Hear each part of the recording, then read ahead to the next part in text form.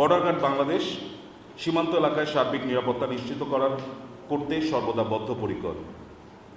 যে কোনো ধরনের নাশকতা প্রতিরোধ, দেশের সার্বভৌমত্ব রক্ষা এবং জনগণের নিরাপত্তা নিশ্চিতে বিজিবি সর্বোচ্চ সতর্ক অবস্থানে রয়েছে। ভবিষ্যতে এ ধরনের কার্যক্রম অব্যাহত থাকবে।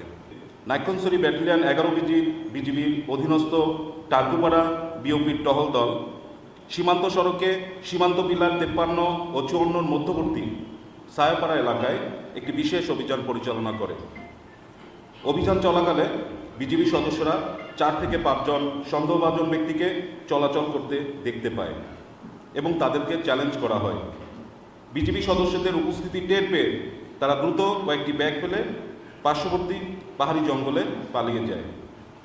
পরবর্তীতে ঘটনাস্থল থেকে বিভিন্ন দ্রব্য সামগ্রী উদ্ধার করা হয়।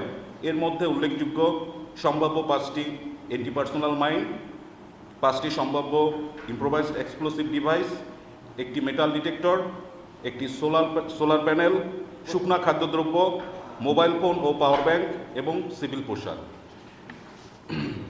উদ্ধারকৃত সম্ভাব্য মাইন ও আইডিগুলো বালুর বস্তা দিয়ে সুরক্ষিত করা হয়েছে এবং লাল পতাকা দিয়ে চিহ্নিত করা হয়েছে।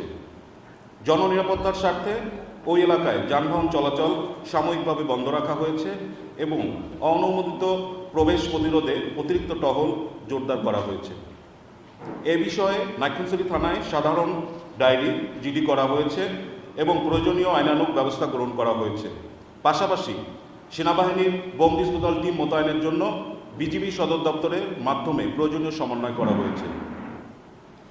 অন্যদিকে একই দিনে আনুমানিক 1200 ঘটিকায় কক্সবাজার ব্যাটালিয়ন 34 বিজিবি এর অধীনস্থ 22 বিওপির একটি টহল দল গোপন সংবাদের ভিত্তিতে সীমান্ত পিলার 37/2 এর প্রায় 150 গজ বাংলাদেশের অভ্যন্তরে আমবাগান এলাকায় বিশেষ অভিযান পরিচালনা করে।